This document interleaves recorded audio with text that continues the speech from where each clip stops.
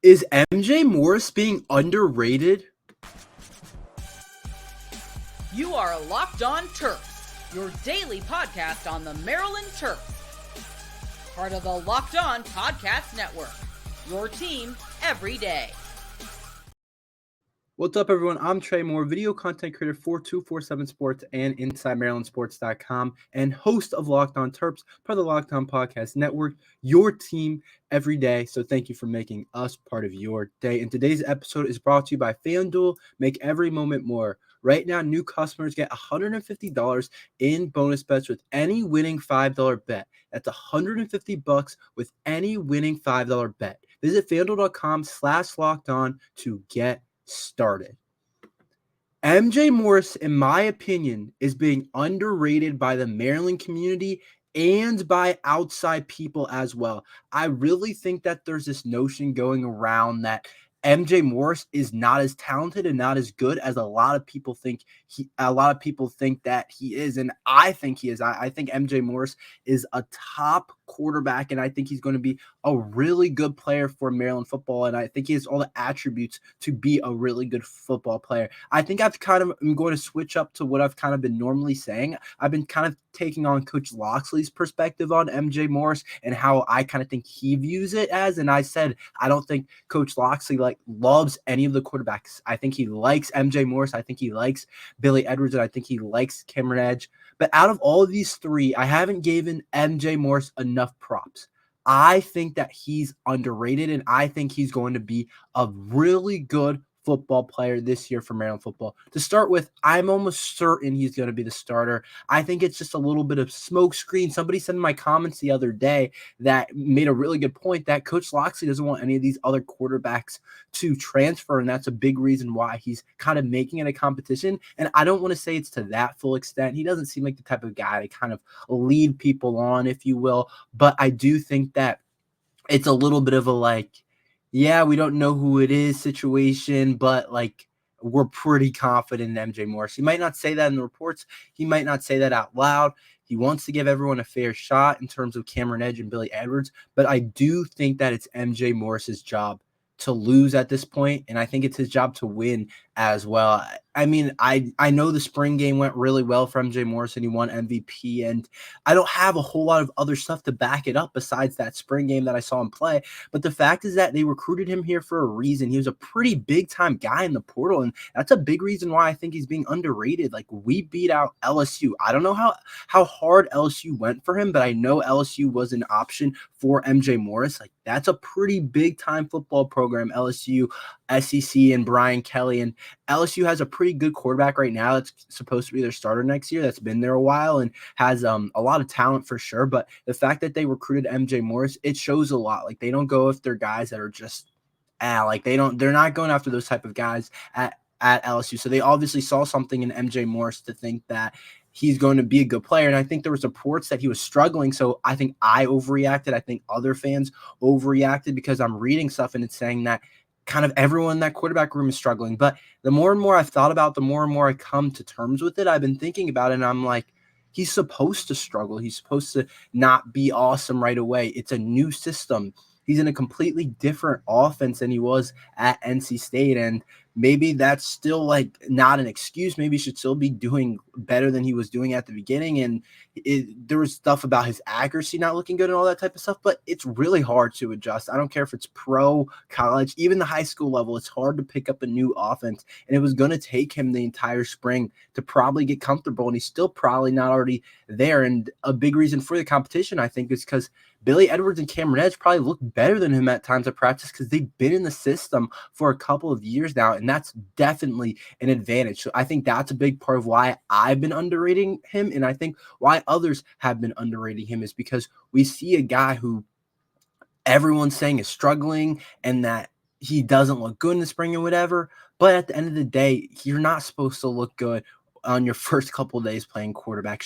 I'm sure he's had flashes and all that, and there was reports of that he showed flashes, but it just wasn't in whole that he looked good. But in the spring game, looked like a really good player, in my opinion. Looked like a guy that we want to lead our team, and he looked better than Edwards and Edge, and I do think that we are underrating him as a starter. I feel like Maryland fans are Like, I don't know if we want this guy as a starter. And the main reason I kind of started with this segment is because I actually was reading a little bit. I typically look up Maryland football before this just to get any of the latest news, anything I missed, just to see kind of what's going on and make sure. I mean, I have a pretty good idea already in terms of my Twitter timeline and everything, but I just like to see in what articles are out there, what different things that or people are saying. And usually there's not much new, but a big part of the reason I filmed this was because there was a thing that ranked the Big Ten quarterbacks going into next year.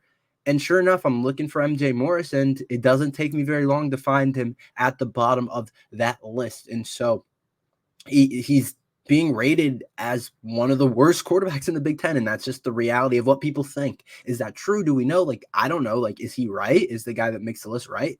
I don't know. I don't think that it's a crazy point to not rank him high. Like, I do think that he doesn't have, I think there's some cases to be made for him to be higher ranked on that list, but I also think that it's like, why would he be higher on that list? He hasn't proved a lot overall, but I did see this list and I'm like, are we underrating this kid? Is he really going to be a bottom quarterback in the Big Ten? The article was labeled Big Ten Quarterback Rankings Post-Spring Projections Ahead of the 2024, written by Brad Crawford. And I was just looking through it, and it had Northwestern's projected starter, and then they had Luke Altmaier of Illinois, and then they had MJ Morris of Maryland ranked 16th in the Big Ten. And there's guys ahead of him that I think that he's definitely more talented than. It's just like, how will those guys look? I think he's more talented than Cade McNamara. I know he's been around for a while and used to be at Michigan, but I think he's a better player overall. I think he could be more talented than Indiana quarterback Curtis.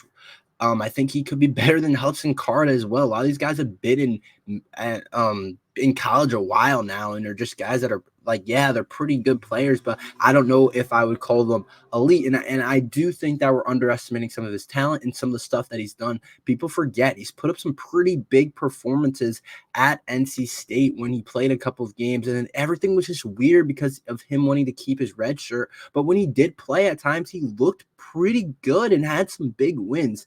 He beat Miami, beat Clemson as a starter, and also beat Marshall when he was starting. So I'm looking at MJ Morris and I'm saying, we potentially could be underrating him.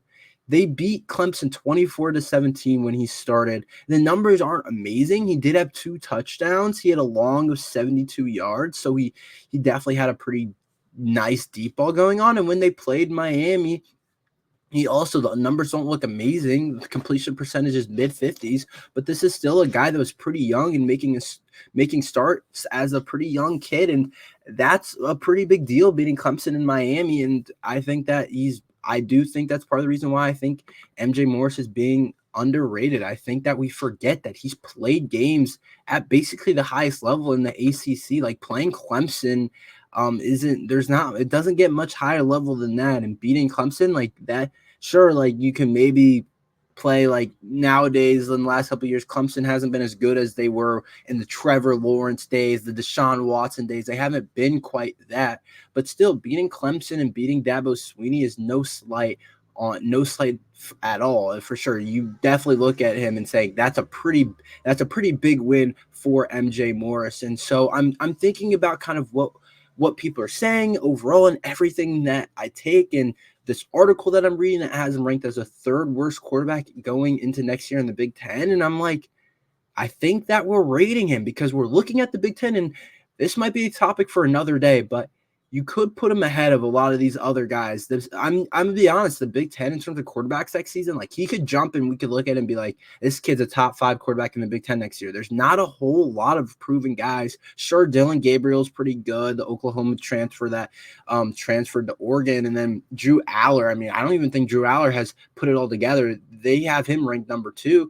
Will Howard, Ohio State, Ohio State's new quarterback who they got on the portal. Miller Moss, USC, like, they have Dylan Raiola, the Nebraska kid that's just a freshman. And so at number 6. And so I'm looking at the list and I'm like, MJ Morris has played college games, and sure, it was kind of weird how things went, but he's got everything you want in the quarterback. He's got a pretty big arm. If you watch him play and watch him in the spring game, it's a live arm. He can make throws on the field. He probably has a stronger arm than Talia. I would say that's not I think that's a pretty like normal take. A normal thing to say is that he probably has a stronger arm than Talia. He definitely is more athletic than Talia, what he can do with his legs. It's weird because the college stats track the sack yardage as part of your rushing yards. And so I'm looking at some of his ESPN stats, and the rushing yards are like all negative besides his game against Duke, where it said he had 14 carries for 38 yards, but the sack numbers kind of mess it up.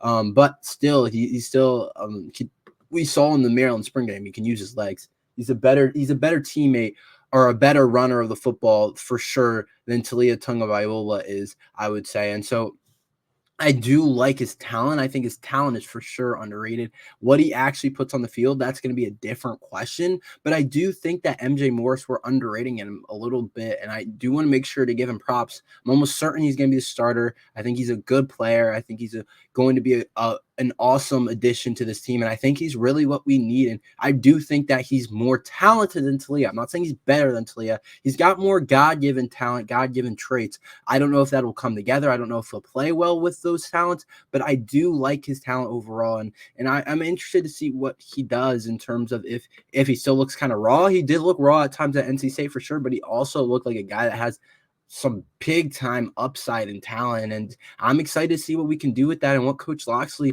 is able to do with it, because I do think that we have underrated his talent a little bit overall.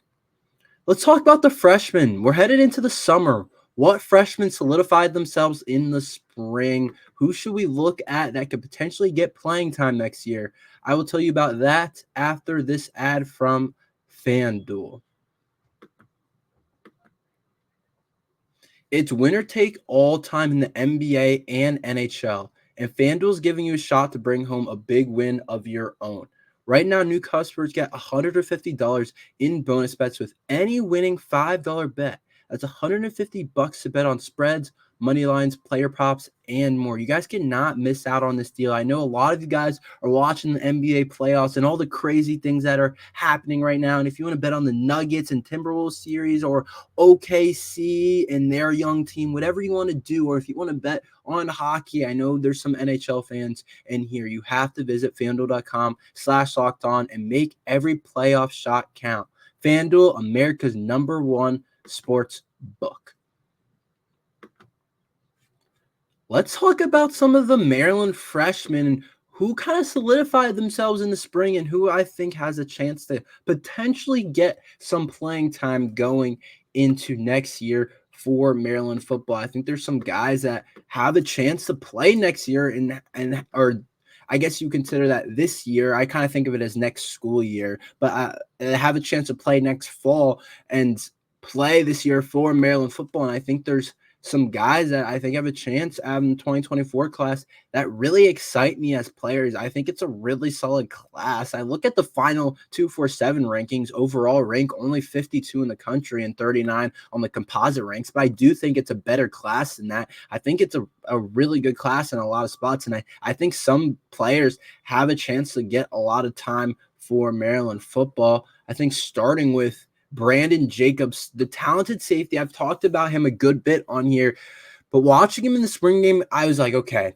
I'm starting to understand why Brandon Jacobs is an elite type of player, an elite recruit, a 4-star recruit that a bunch of schools in the country wanted. We beat out a bunch of really big-time schools. We beat out the Florida schools for him. We beat out some other big-time programs, and he looked good in Maryland's spring game. And I was looking at it, and I'm like, yeah, this is a guy that could potentially play. And the thing is, it might be more of a 2-year thing for him because of how solidified we are at the safety spot with Glendon Miller and Dante Trader, but still, it's still a really talented player that I don't mind if he mixes in and gets some reps in at safety, especially if we have games in hand and you want to get him in pretty early in the game, whether it's like the third quarter, second quarter. I don't mind mixing him in because I think he's such a good player, and I think he's going to be the star of our defense the next couple of years, and I think he's definitely a starter next year for Maryland football. We continue to get really good players in the secondary, and Brandon Jacobs is an example of that, and I think he's going to be a good player for Maryland football next year, and I'm honestly excited to see what Brandon's going to be able to do, but he's probably number one guy on my list that I think has pretty much solidified himself. And some of this is just based on the spring game and stuff that I'm hearing, but some of this is just what I've seen too. But I could be wrong on some of these guys. Some of these guys could be struggling a little bit more than maybe I think they are, but these are guys that I do think are in a pretty good spot. Braden Lee's an interesting one, the cornerback that I know personally is a really good kid, a really cool kid overall, but Braden's interesting because in the spring game, he did get beat by Octavian Smith a couple times, but Octavian Smith, of course, is no slouch. We're looking for Octavian Smith to make a huge jump this year for Maryland football and to be an elite type of route runner and be an elite athlete down the field and be able to separate and be able to get open on deep routes. We're looking at Octavian Smith to be able to do that. He kind of torched Braden Lee a couple times, I'll be honest. But besides that, Braden Lee did look good in the spring game, and there's been stuff saying that they expect Braden Lee to play this year. And if any freshman is going to get a lot of time, I can see it being Braden Lee. The thing is, I feel like he has a cover ability to play the slot, but I think Coach Loxley prefers slot to be a little bit bigger, and he's still a little bit small to help in the run game, but he could potentially play in the slot right away, but I don't think so just because I think he's a little bit small, but he could get some time on outside corner. I know we like some of the guys that we have out there, but it's a whole new starting unit, and we really don't know still how it's going to come together. We know we have Jalen Husky from Bowling Green probably starting, and sounds like Perry Fisher's making a strong push to be able to start. But Braden Lee, if anyone's struggling or just to mix it up, Maryland likes to play a lot of guys. That was one of my problems with it last year. I was like, why are we playing so many guys? And yeah, there's benefits to that where you get younger guys experience, but I was like, I want to win the game. Let's play our guys here. Let's not play all these young guys and rotate a ton. Of course, you want to rotate on the defensive line, and it's okay to rotate running backs and whatever. But I don't want to rotate everyone, all position groups. I hate when we just rotate the linebacker room a ton. Decide your best couple of players and play those guys in the cornerback room. Sometimes, that was more solidified, but still, it would be a lot of rotation at different spots. But back to my point is that's my point I'm making about Braden Lee, is that he could potentially get some time in terms of the cornerback room, even though he did struggle in the spring game. I've heard he's looked really good in practice, and I know he's a really hard worker overall. So I'm looking at him as potentially getting a little bit of time. And then Ryan Howerton's interesting. I do think he's the future of our offensive line, and I think he's a really good player and was rated as a 4-star for a while amongst the offensive linemen, and I think that's a big deal. But it's never a first-year type of thing for those type of guys up there. It just isn't. Unless maybe we got Jordan Seaton. He could have been a guy that probably started right away. But in terms of offensive linemen, you're that's a hard position, maybe in all of college sports, to make a transition to play right away just because of how physical it is, and those guys just aren't ready physically. But he's a guy that could be a future of our offensive line, and he sounds like he's been looking pretty good as well. So I think that's definitely a guy that could play pretty early on. That's going to be a good player for Maryland football in the future. But those are a couple guys that I think could potentially have an impact early on, as well as maybe Mekhi White in the receiver room. We do need depth there, and we're looking at different guys that can play overall. Kiari James looked good in the spring game. I'll be interested to see what he can do. But those are kind of the guys right now that I see as guys that could potentially push to get on the field a little bit for Maryland football. I do think it's a really good class. I do want to emphasize that. And I do think that it's in a good spot overall. We're going to talk a little bit more about the Maryland basketball portal and the news about who are we going to use our last spot on. I will tell you about that after this ad from Monopoly Go. All right, game off. We got to pause here to talk more about Monopoly Go. I know what you're saying. Flag on the play. You already talked about that.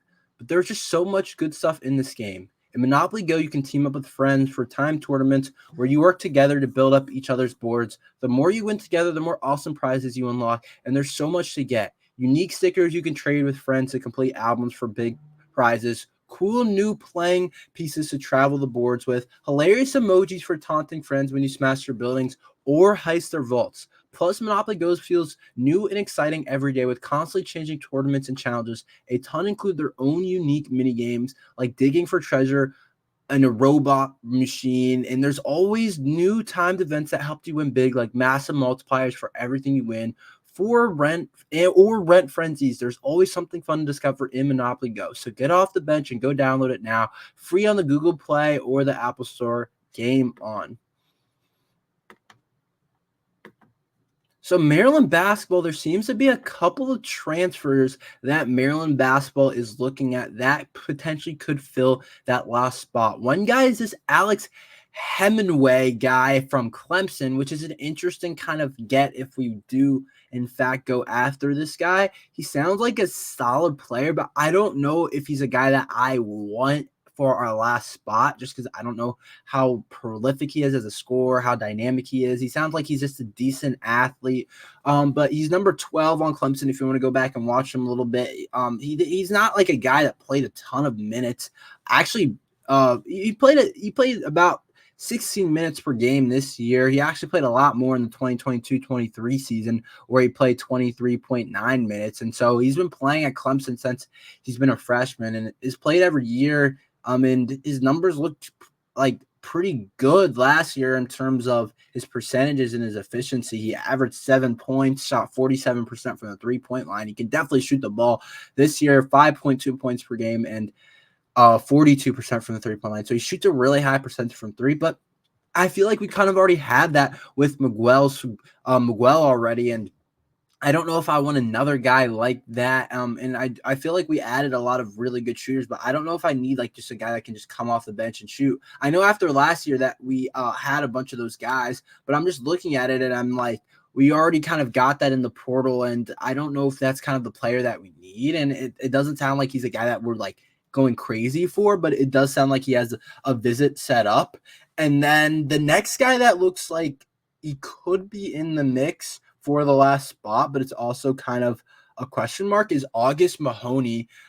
He's a pretty good player that played at Yale, and he's a guy that's interesting overall, just coming from Yale. I actually watched him play a little bit at Yale when Yale played Auburn, but he's a pretty solid overall player. I just don't know if he's a guy that we want as well. I think you guys know who I want for the last spot. He averaged 10.3 points per game at Yale, 45% from the 3-point line, which is definitely pretty good. He's a really good player, 85% from the free throw line, 10.3 points per game. He's definitely a good player for Yale, but I want Chaz Lanier. At the end of the day, I want Chaz Lanier. And August and Hemingway are good players for sure. And I'm not going to be like mad if we don't get them. But I think Shazley, I don't think those guys put us over the top. I don't think those guys put us in a like rare territory. If we get Chaz Lanier, I'm looking at us as a top 15 type of team, top 10 type of team next year. But Chaz Lanier sounds like it's a three-way battle, and it's going to be a battle between us, Tennessee, and Kentucky. Kentucky, of course, fired Coach Calipari, has the new coaching staff now, and we'll see how that kind of goes down if he kind of wants to take that on. Or at Tennessee, of course, Coach Barnes is a great coach, and they have a great program. It seems like year in and year out nowadays. And so that's two schools that are no slouch programs, of course. Definitely Kentucky's definitely a blue blood, and I say Tennessee is like a really good program year in and year. I don't know if you quite call them a blue blood in basketball, but they're still a really good program nowadays. And so I'm looking at him and I'm saying Chaz Lanier, if he ends up choosing Maryland, Kevin Willard and our NIL money has stepped up big time. We already know Kevin Willard has been able to recruit over the last couple of years. He's been a pretty big-time recruiter. He's been able to get guys that I didn't know we were going to be able to get for this Maryland basketball team in terms of getting Derek Queen and getting guys in the portal like Jacoby Gillespie and getting Miguel and getting Rodney Rice. He's put it together a really good thing. But if he finishes up with Chaz Lanier, a guy that averages 19 points per game, almost 20 points per game, I think it's 19.9, I like our chances next year to just win the Big Ten, and I think we would have a really good program overall. And I think we're in a good spot to make a move next year in terms of looking a lot better. And I think Kevin Willard's job would be in a lot better of a place after having a good year next year. But if it didn't go well after getting Chaz Lanier, then it would be like, I don't know, Kevin Willard probably is gone, I would say. But that's all we have for today. Thank you for listening to Locked On Terps. Make sure you like and subscribe. We're here every day talking Maryland football and basketball. So thank you for listening to Locked On Terps.